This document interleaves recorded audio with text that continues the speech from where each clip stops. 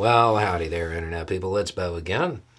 So, today we are going to talk about nuclear energy, civilian nuclear energy, and the climate, and a summit that occurred, and the decisions that were made at that summit, and then some of the concerns that were raised about those decisions, and how, well, it may not be enough.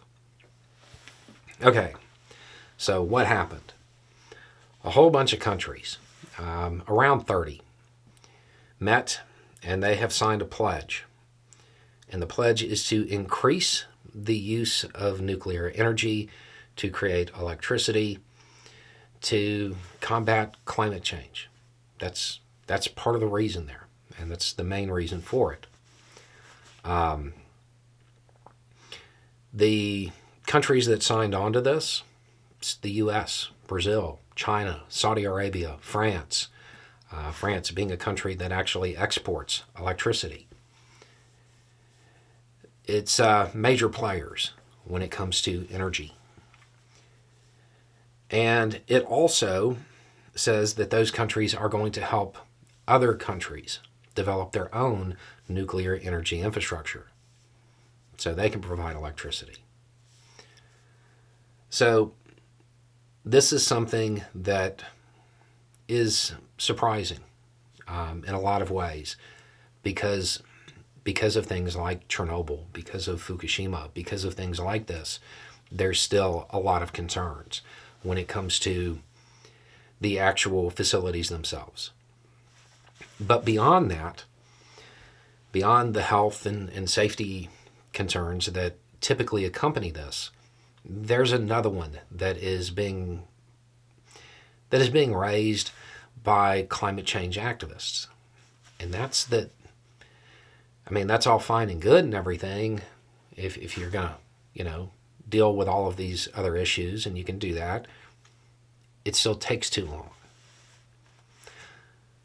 When you're talking about nuclear power plants, they take a really long time to bring online. And it's not something that you can cut corners on. They are expensive. There's a whole bunch of downsides to it from that aspect. The thing is, at this point, what the activists are saying is that there needs to be a greater focus on renewables that can be brought online quickly. Wind, solar, stuff like that. Now, the summit occurred, the pledge was signed.